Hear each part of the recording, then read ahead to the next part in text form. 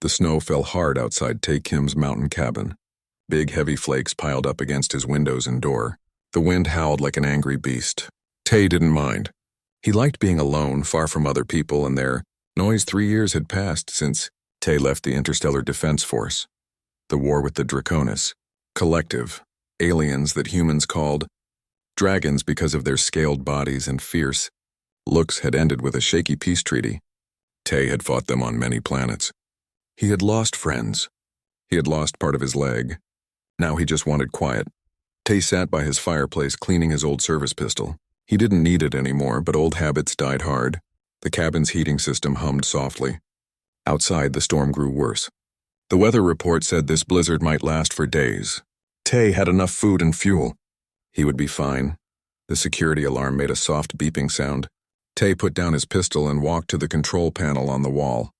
Someone or something was moving outside his cabin. He tapped the screen to show the camera feed. What he saw made his blood freeze colder than the snow outside. 3 large figures struggled through the deep snow toward his door. Their bodies were covered in scales that should have been bright and colorful, but now looked dull and frost-covered. They moved slowly, clearly suffering in the cold. One fell to its knees, then pushed back up. Draconis, Tae whispered. He had not seen a living Draconis since the war ended. These aliens were not built for Earth's cold places. Their homeworld was warm and humid. What were they doing here, so far from any spaceport or city? Tae's hand moved to the weapon rack near the door. He took down his pulse rifle, a more powerful gun than his pistol. The Draconis had been the enemy. Their kind had killed his squad at the Battle of Proxima Centauri. He still had nightmares about that day. The security system chimed again. The Draconis were at his door now. Tae could hear them moving outside, their heavy bodies shifting in the snow. Then came a sound he didn't expect, a weak knock. "Please," a voice said through the door speaker. The translation software in his cabin turned the alien speech into human words. "Help us." Tae stood frozen, rifle in hand. These weren't soldiers. They carried no weapons he could see. They wore simple clothes, not battle armor. They looked like civilians. Another knock. Weaker this time. "We will die in this cold, please." Tae thought of his military training. Even in war, the IDF had rules about helping injured enemies and civilians. But the war was over. These were just people. People who would freeze to death without help. With a deep breath, Tae made his choice. He put the rifle back on the rack but kept his pistol at his side. Then he pressed the button to unlock the door. The door slid open. Cold air rushed in along with 3 large, shivering aliens. They stumbled inside, their scaled bodies covered in snow and ice. Up close, Tae could see how bad they looked. The scales that should protect them were cracking from the cold. Their eyes were dull. They were dying. "Thank you," the largest one said, falling to its knees inside the door. "Thank you." Tae quickly closed the door against the storm. "Don't thank me yet," he said, his hand still near his pistol. "What are you doing here?" "This area is restricted. No Draconis are allowed on Earth without special permits." The 3 aliens huddled together near the door, afraid to move further into the cabin without permission. They were clearly trying to look as harmless as possible. "My name is June," said the largest one. Its scales had a green-gold color under the ice. "These are my clutchmates, Hyun and Suk." Tae noticed that Suk, the smallest with silver-blue scales, was shaking badly. Without thinking, he pointed to the heating unit in the corner. "Get closer to that. It will help." The 3 Draconis moved carefully to the heater. As they got warmer, their scales began to regain some color. Tae watched them closely, still suspicious. "I'm Tae Kim, former IDF, 47th Tactical Response Division." The aliens tensed when they heard this. Suk made a soft hissing sound, not aggressive but fearful. "We are not soldiers," June said quickly. "We are scholars. Before the war, we studied Earth culture and languages." Tae frowned.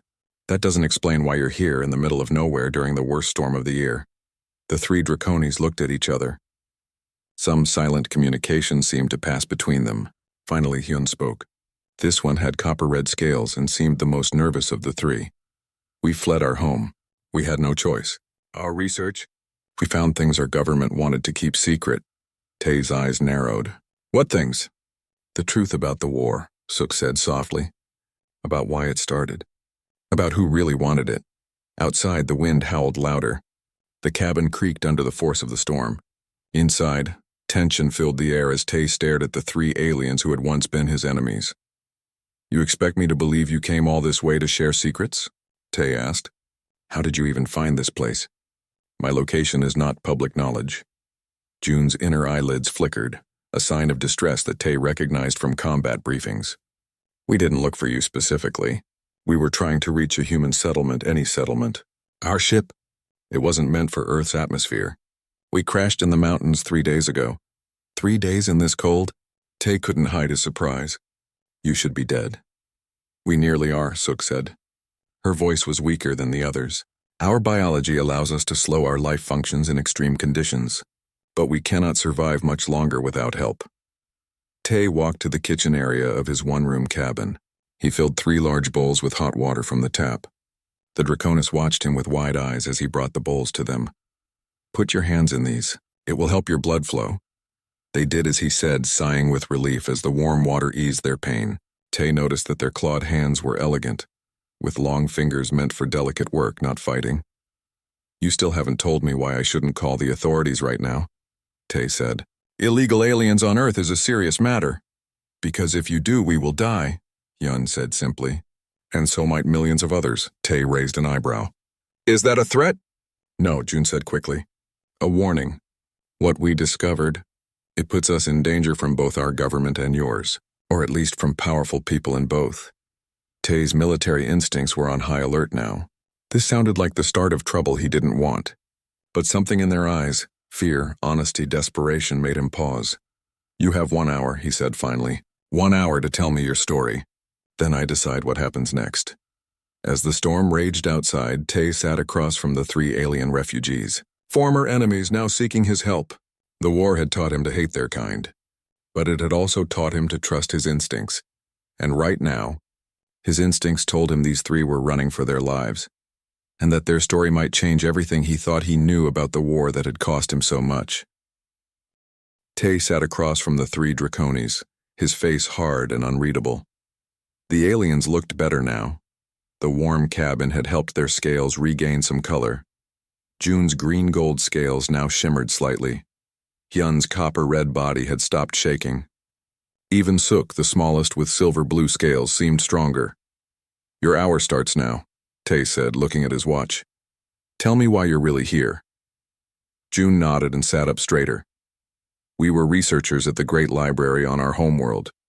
Our job was to study other species, especially humans." "Spies, you mean?" Tay cut in. "No," Sook said quickly.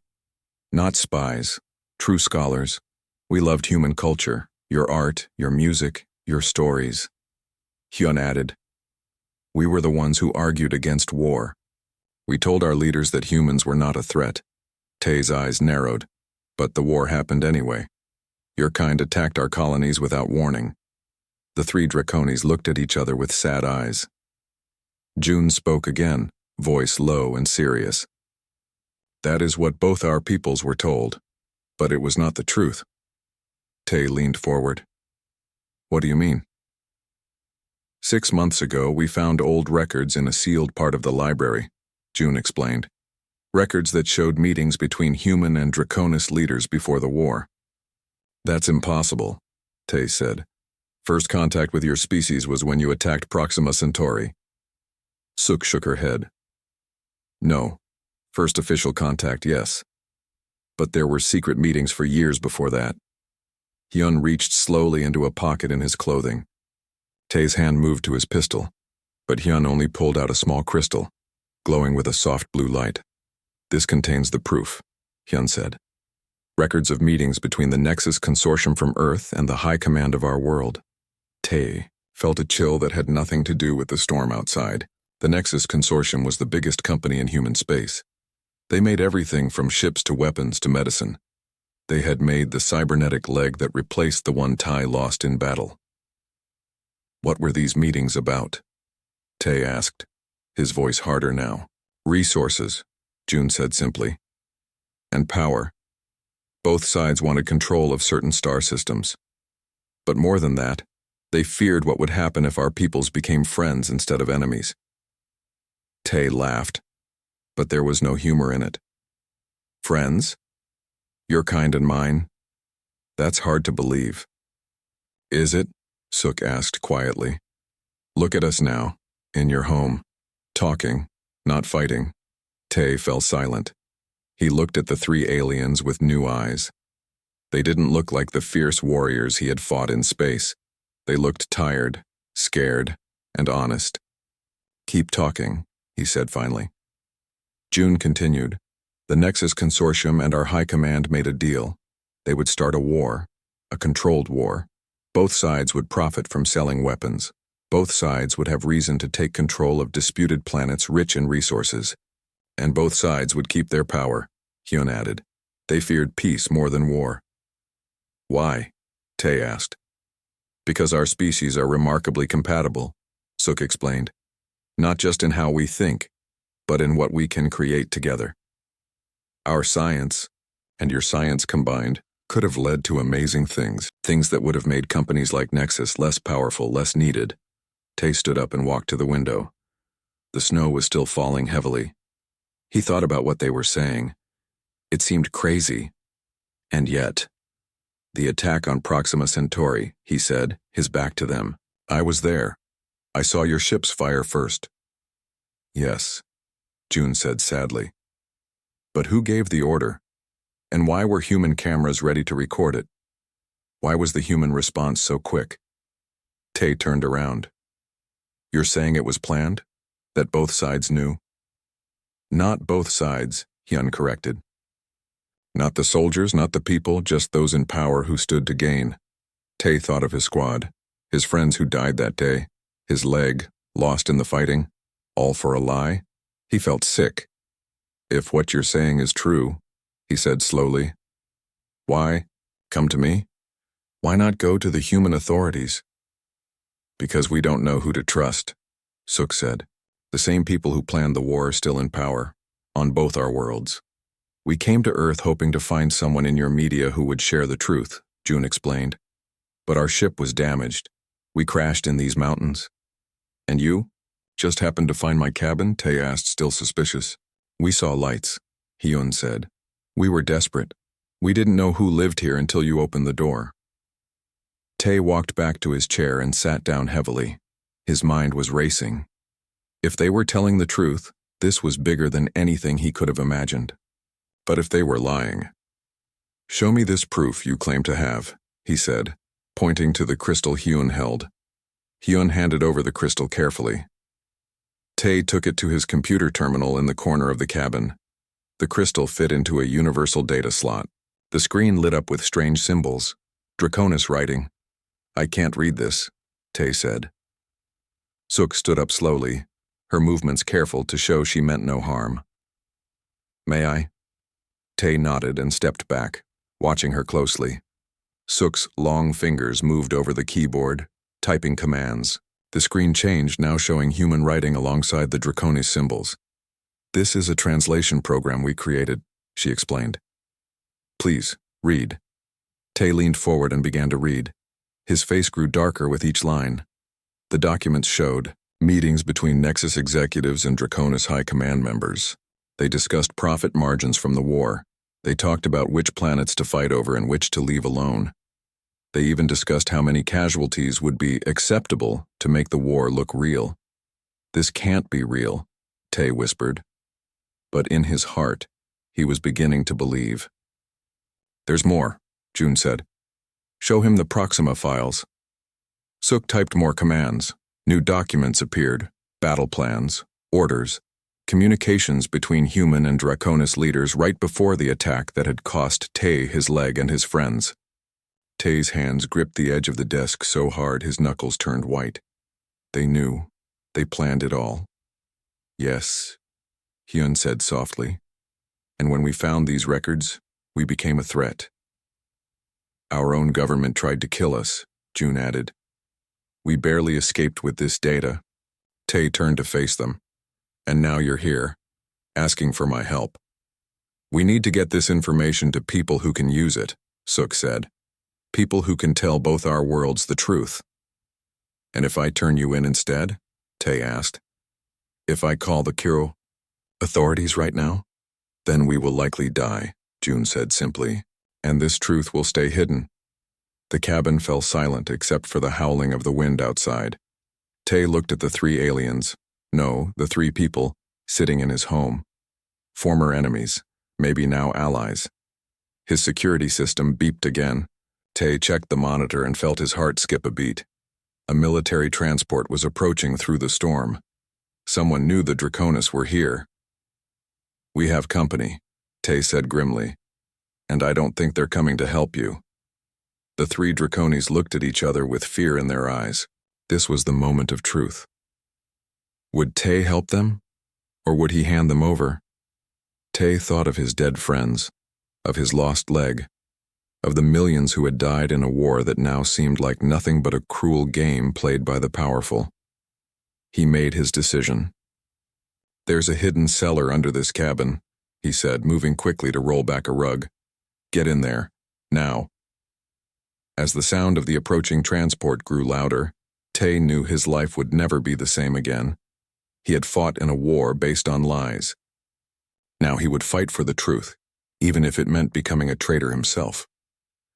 The hidden cellar door closed just as the military transport landed outside Tay's cabin. He quickly rolled the rug back over the trapdoor and moved his chair on top of it. His heart beat fast, but his face showed nothing. Years of military training had taught him how to look calm even when he wasn't. The security system showed 4 soldiers approaching his door. They wore the black and silver uniforms of Nexus security, not regular military. That made Tay even more suspicious. Why would a corporation's private army be here? A hard knock came at the door. Tay took a deep breath and opened it. Commander Tay Kim, a tall woman with captain's bars on her uniform, stood at the door. Behind her, 3 soldiers held pulse rifles. Yes, Tay said. What brings Nexus security to my home during a blizzard? The captain's face was serious. I'm Captain Park. We're tracking 3 dangerous aliens who escaped custody. Our sensors detected their ship crashed nearby. Have you seen anything unusual? Tay shook his head. Just snow and more snow. I've been inside for days because of the storm. Captain Park studied his face. May we come in? We need to warm up and we should scan your cabin. These aliens are very dangerous. What did they do? Tay asked, stepping aside to let them enter. Terrorists, Captain Park said as she and her soldiers stomped snow from their boots. They stole classified information and killed 3 security guards during their escape. Tay kept his face neutral. Sounds serious. It is, Captain Park agreed. She looked around the cabin with sharp eyes. Nice place, very isolated. One of the soldiers was using a handheld scanner, moving it slowly around the room. Tay watched him carefully. If that scanner could detect life signs through the floor, the Draconis would be found. What kind of information did these terrorists steal? Tay asked, trying to sound only mildly interested. Captain Park gave him a cold smile. That's classified, Commander. Even with your service record, you don't have clearance. The soldier with the scanner frowned at his device and tapped it. Getting some strange readings, Captain. Might be interference from the storm. Tay's stomach tightened, but he kept his face calm. The weather plays havoc with electronics up here. That's why I like it, keeps people away. Captain Park nodded. I can see that. You always were a loner, weren't you, Commander? Even in the service, Tay's eyes narrowed slightly. You know about my service record? Of course, she said smoothly. Nexus Security keeps files on all decorated veterans, especially those who fought at Proxima Centauri. The way she said it made Tay's skin crawl. There was something wrong here. Very wrong. Well, as you can see, I'm alone, Tay said, and I'd like to stay that way. So unless you need something else... The scanner in the soldier's hand suddenly beeped loudly. Captain! I'm getting life signs. Non-human. They're... A loud crash from outside interrupted him. All heads turned toward the window. One of the transport's engines had suddenly burst into flames. What the hell? Captain Park shouted. Get out there. Secure the ship. The soldiers rushed outside. Captain Park gave Tay one last suspicious look before following them. As soon as the door closed, Tay ran to the window. The transport's engine was burning brightly in the snow. The soldiers were trying to put out the fire. Tay quickly moved his chair and rolled back the rug. He opened the trapdoor to find 3 frightened Draconis looking up at him. Did you do that? Tay asked, pointing toward the window. Sook nodded. I used this. She held up a small device. It's a remote transmitter. I sent a signal to overload their engine. Smart, Tay said, impressed despite himself. But it won't keep them busy for long. We need to move. The three Draconis climbed out of the cellar. June looked at Tay with serious eyes. They lied about us. We never killed anyone. I know, Tay said. They're Nexus security, not regular military. And they know too much about me. Something's very wrong here. Hyun looked out the window nervously. What do we do now? Tay moved quickly around the cabin, grabbing supplies and stuffing them into a backpack. There's a network of caves about 2 miles from here. If we can reach them, we can hide until the storm passes. But the snow, Suk said. We can barely move in it. And they have scanners. Tay pulled open a storage locker and took out 4 sets of thermal suits. These will help with the cold, and they're lined with material that blocks most scanners. As they quickly put on the suits, Tay went to a hidden panel in the wall. Behind it was a safe. He opened it and took out a small black box. What is that? June asked. Insurance, Tay said grimly. Something I kept from my military days. Just in case. Outside, the soldiers had managed to put out the fire. They would be back soon.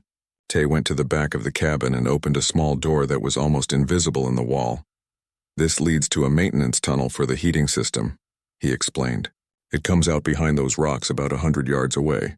If we're lucky, they won't see us leave. One by one, they crawled into the narrow tunnel. Tay went last, closing the hidden door behind him. The tunnel was tight, especially for the larger Draconis, but they moved as quickly as they could. When they reached the end, Tay peered out carefully. The storm had picked up again, which was good. The heavy snow would help hide them. He could barely see his cabin through the white blur. Stay low and follow me, Tay whispered. And whatever happens, don't stop. They emerged from the tunnel and began moving through the deep snow. The thermal suits helped the Draconis move better, but it was still hard going. Tay led them toward a line of trees that would provide some cover. They had almost reached the trees when a shout came from behind them. One of the soldiers had spotted their movement. Run! Tay yelled. They crashed into the trees as pulse fire lit up the snow behind them. Tay pulled the black box from his pocket and pressed a button. A massive explosion rocked the ground. His cabin erupted in flames. You blew up your home? Suk asked, shocked. Better than letting them have it, Tay said. And it will keep them busy, come on. They pushed deeper into the forest. The trees grew thicker, making it harder for anyone to follow. But Tay knew they couldn't stop. Nexus security would call for backup. Soon there would be more ships, more soldiers. After an hour of hard travel, they reached a rocky area where the trees thinned out. Ahead was a steep cliff face. The caves are up there, Tay said, pointing to a dark opening halfway up the cliff. We'll never climb that, Hyun said, looking at the sheer rock wall. Tay smiled for the first time. We don't have to. He moved some branches aside to reveal a narrow path that zigzagged up the cliff. Old mining trail. Not easy, but better than climbing. As they started up the path, Suk moved closer to Tay. Why are you helping us? You could have turned us in. Tay was quiet for a moment. Then he said, because I need to know the truth. About the war. About Proxima Centauri. About why my friends died. And if our information is wrong? June asked from behind them. If we're mistaken? Then I'll deal with that when I know for sure, Tay said. But those Nexus troops weren't regular military. They weren't following normal protocols. Something's not right, and I want to know what it is. They climbed in silence after that, each lost in their own thoughts. The path was slippery with snow and ice, making progress slow and dangerous. But finally they reached the cave entrance. Inside, the cave was dry and deep. It went far back into the mountain with many smaller tunnels branching off. We'll be safe here for now, Tay said, dropping his backpack. They won't find this place easily, and the storm will cover our tracks. As they set up a small camp, Hyun took out the data crystal again. We need to show you more. There's something about Proxima Centauri you should see. Tay hesitated, then nodded. Show me. Suk connected the crystal to a small device she carried. A holographic display appeared in the air between them. It showed battle plans, communications, orders, all about the attack on Proxima Centauri. As Tay read, his face grew pale. The attack had been planned down to the smallest detail, by both sides. Human and Draconis leaders had worked together to create a perfect first battle. They had chosen which ships would be destroyed, which bases would fall, and which soldiers would die. Tay saw his own unit listed. The 47th Tactical Response, marked for acceptable losses. They planned it all, Tay whispered, his voice shaking with anger. They decided who would live and who would die. Like it was a game. Yes, June said sadly. That's why we had to escape. That's why we had to find someone who would help us tell the truth. Tay stood up and walked to the cave entrance. Outside, the storm continued to rage. But inside him something had changed. The anger and hate he had carried since the war was transforming into something new, something focused. We'll need help, he said finally. I know some people. Former soldiers who might believe us, and a journalist who isn't afraid of Nexus.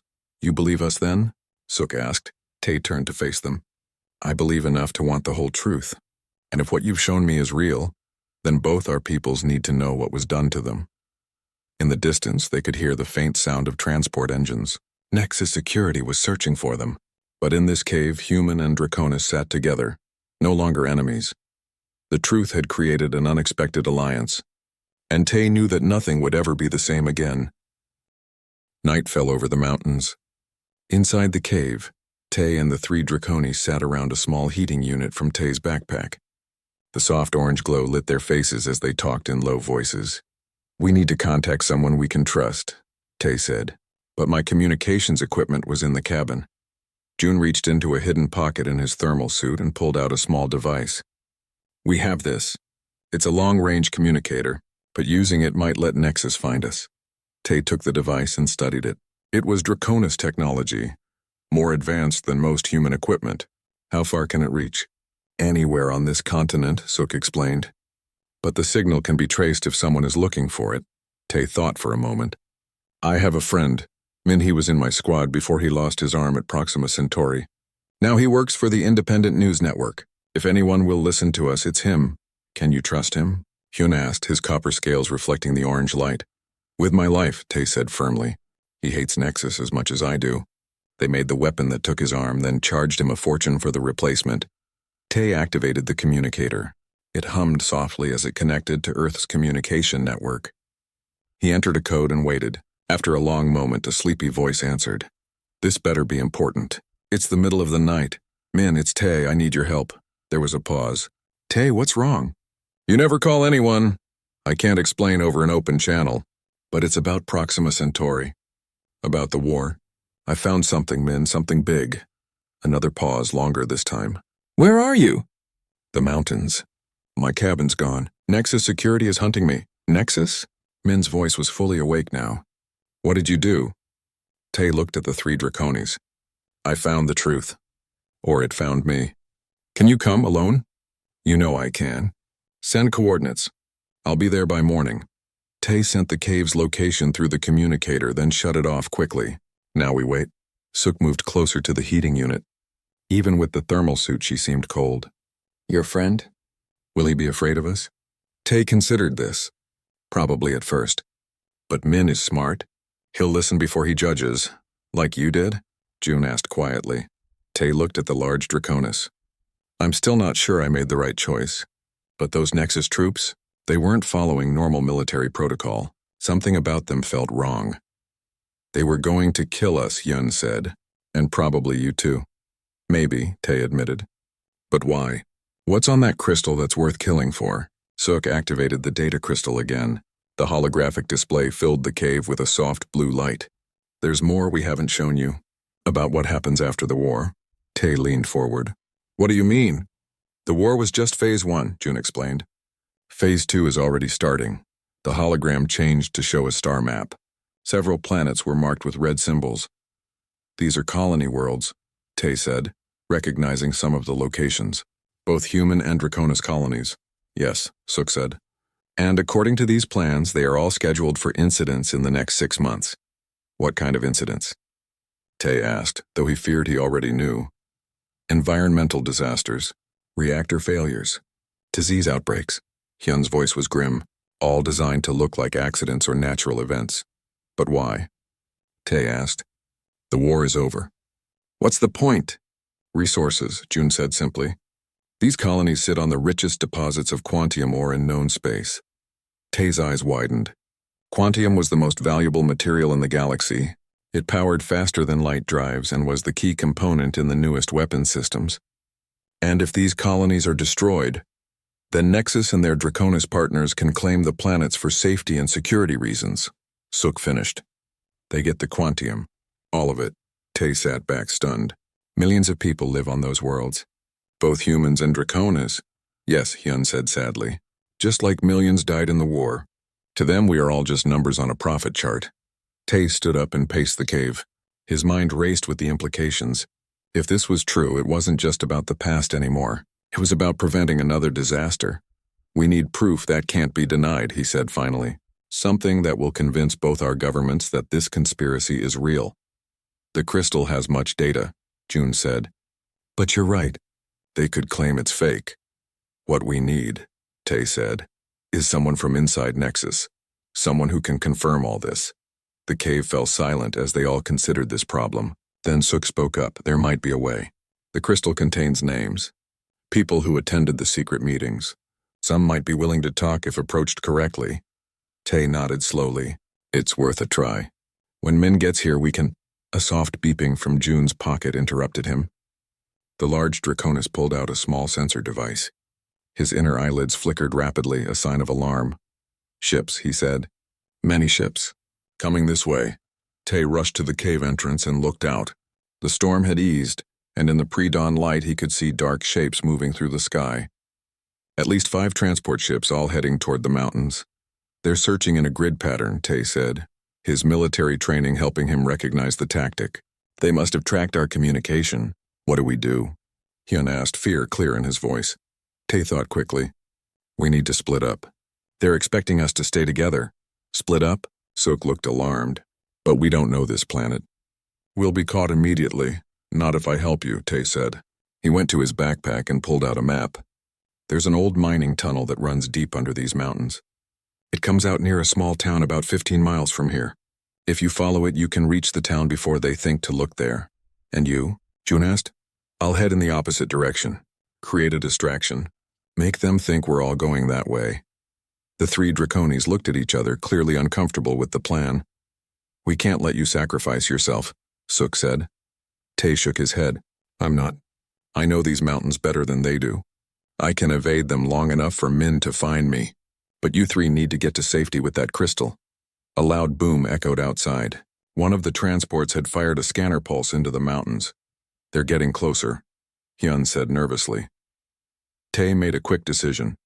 June, give me the communicator. I'll contact Min and tell him to meet you in the town instead. As Tay sent the new message to Min, Sook approached him. Why are you doing this? You barely know us.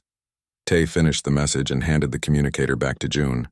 Because if what you've shown me is true, then everything I fought for was a lie, and I need to make that right. He showed them the entrance to the mining tunnel, hidden behind some fallen rocks at the back of the cave. Stay in the tunnel until you reach the end. Don't come out for any reason until you get to the town. Min will find you there. How will he know us? Hyun asked. Tay almost smiled. You're 3 Draconis on a human world. He'll find you. Another scanner pulse shook the cave. Dust fell from the ceiling. Go, Tay said urgently. Now. June put a clawed hand on Tay's shoulder. Thank you, human. You have shown us that there is hope for both our peoples. Tay nodded. Just make sure that crystal gets to the right people. The 3 Draconis disappeared into the dark tunnel. Tay rolled the rocks back to hide the entrance. Then he grabbed his backpack and headed for the cave mouth. Outside, the sky was growing lighter. He could see the transports clearly now, moving methodically across the mountains. They hadn't spotted him yet, but they would soon. Tay took a deep breath of the cold mountain air.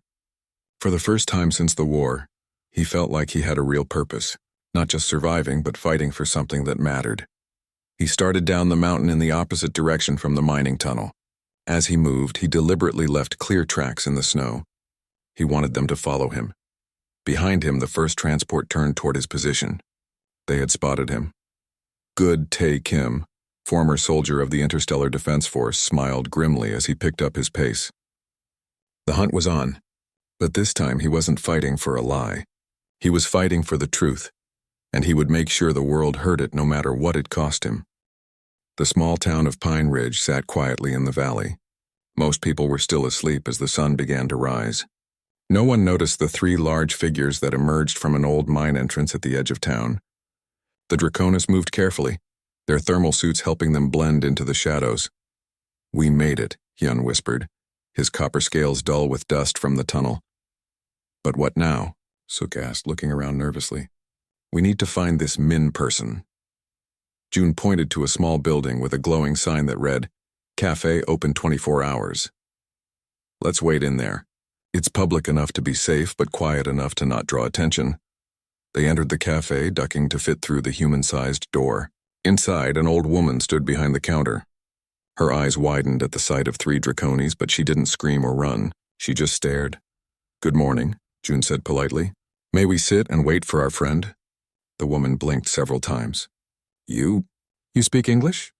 "Yes," Suk said. "We are scholars." The woman seemed to consider this for a moment. Then she shrugged. "Well, I've seen stranger things in my life. Sit wherever you want. Just don't break my chairs." The 3 draconis carefully sat in a booth at the back of the cafe. The chairs creaked under June's weight but held. The woman brought them cups of hot liquid. "On the house," she said. "You all look like you've had a rough night." "Thank you," Hyun said, surprised by her kindness. As they sipped the hot drinks, they watched the street outside. More people were waking up now. Some walked past the cafe and did double takes when they saw the draconis inside, but no one seemed alarmed enough to call authorities. "Humans are strange," Hyun observed. "During the war, they feared us as monsters. Now they just stare and move on. Most people just want to live their lives," June said. "They don't want trouble." "I hope Tae is safe," Suk said quietly. "He risked everything for us." Meanwhile, high in the mountains, Tae was running for his life. 3 Nexus security transports had spotted him and were now in pursuit. Pulse fire hit the snow around him as he zigzagged between trees. Tae had led them far from the cave and the mining tunnel. But now he needed to lose them and find a way to reach Pine Ridge. He spotted a narrow ravine ahead and sprinted toward it. The ravine was barely wide enough for a person. The transports couldn't follow him in there. Tae squeezed into the tight space and moved as fast as he could. Behind him, he heard the transports landing. They would send soldiers on foot now. The ravine twisted and turned through the mountain. Tae had explored this area many times and knew where it led. If he could reach the waterfall on the other side, he might have a chance. He heard voices echoing behind him. The soldiers were in the ravine now, following his tracks. Tae pushed himself harder, ignoring the burning in his lungs. Finally, he saw light ahead. The ravine opened onto a cliff face with a waterfall crashing down into a river far below. In summer, Tae would have jumped. But now in winter, the water would be deadly cold. He looked around desperately. There was a narrow ledge that ran along the cliff face. It might lead to a path down. It was his only chance. Tae stepped onto the ledge just as the first soldier emerged from the ravine. "There he is," the soldier shouted, raising his weapon. Tae pressed himself against the cliff and inched along the ledge. Pulse fire hit the rock near his head, sending chips flying. He kept moving, not looking down at the long drop below. The ledge led to a small cave. Tae ducked inside just as more pulse fire hit the cliff. The cave was shallow, but it connected to another tunnel. Tae knew these mountains were full of old mining tunnels. If he was lucky, this one might lead down to the valley. He moved deeper into the tunnel, using the light from his small emergency lamp to guide him. Behind him, he could hear the soldiers trying to follow along the ledge. They were being more careful, which gave him time. The tunnel sloped downward, which was good. Tae moved as quickly as he dared in the dim light. After what seemed like hours, he saw a faint glow ahead. Another exit. Tae emerged from the tunnel into a forest. He had made it down the mountain, but he wasn't sure exactly where he was. The sun was high now, which meant he had been in the tunnels for hours. He checked his position using the sun and the mountains. Pine Ridge should be to the east. Tae started walking, staying under the cover of trees. Back in the cafe, the 3 draconis were getting nervous. They had been waiting for hours, and there was no sign of Min or Tae. "Something must have happened," Suk said worriedly. Just then, the cafe door opened. A tall human with dark hair and a cybernetic left arm walked in. His eyes scanned the room and locked onto the 3 draconis. "You must be Tae's new friends," he said, walking to their table. "I'm Min." The draconis visibly relaxed. "Yes," June said. "Where is Tae?" Min sat down, his face serious. "I don't know. I got his message about meeting you here instead of the cave. But he should have contacted me again by now. Nexus security found us at the cave," Hyun explained. "Tae created a distraction so we could escape. Min's face darkened. That sounds like him. Always the hero. He leaned forward. Now tell me what this is all about. Tay said it was about Proxima Centauri and the war. Sook carefully took out the data crystal. This contains proof that the war between our peoples was planned. By both sides, Min's eyes widened. That's impossible. We thought so too, June said, until we found these records. As they began to explain, the cafe door opened again. Everyone turned to look. It was Tay, dirty and exhausted but alive. Tay. Min stood up and embraced his friend. I thought you were dead. Not yet, Tay said with a tired smile. He sat down heavily. But Nexus is all over the mountains. They'll check the town soon. The old woman behind the counter brought Tay a cup of hot coffee without being asked. You look like you need this, son. Thank you, Tay said gratefully. Min looked at his friend closely. You believe what they've told you? About the war? Tay nodded. I've seen the evidence, Min. It's real. Everything we fought for, everyone we lost. It was all planned. By Nexus and their partners on the Draconis side. Min's cybernetic hand clenched into a fist. Show me. For the next hour, they went through the data on the crystal. Min's face grew darker with each new revelation. When they showed him the plans for the colony incidents, he slammed his fist on the table. This can't happen, he said firmly. We have to stop it. But how? Hyun asked. Who would believe us? Min thought for a moment. I have contacts at the Independent News Network. If we can get this information to them, they'll publish it. But we need more than just the data. We need someone from inside Nexus to confirm it. The crystal has names, Sook said. People who were at the meetings. Min looked at the list. Suddenly he pointed to one name. Her Dr. Jin. She was the lead scientist on my arm replacement. She seemed troubled by something when I was in her care, like she wanted to say more but couldn't. Can you contact her? Tay asked. Maybe, Min said. But first we need to get somewhere safe. Nexus will be checking this town soon. The old woman who owned the cafe had been listening from nearby. Now she approached their table. I couldn't help overhearing, she said. My son owns a cargo ship. He makes runs to the orbital stations. He could get you off planet if that would help. They all stared at her in surprise. Why would you help us? June asked. The woman's face hardened. My other son died at Proxima Centauri. If what you're saying is true, then I want those responsible to pay. Tay looked at the others. It's risky, but it might be our best chance. The orbital stations have better communication systems. We could reach more people from there. And Dr. Jin works at the Nexus Research Facility on Orbital Station 3, Min added. They quickly made a plan. The woman called her son, who agreed to help. His cargo ship was leaving that afternoon. As they prepared to leave the cafe, Sook approached Tay. You could have escaped on your own. Why did you come back for us? Tay looked at the three Draconis who had changed everything he thought he knew. Because some things are more important than old hatreds. The truth is what matters now. Outside, they could hear the sound of transport engines. Nexus security had arrived in Pine Ridge.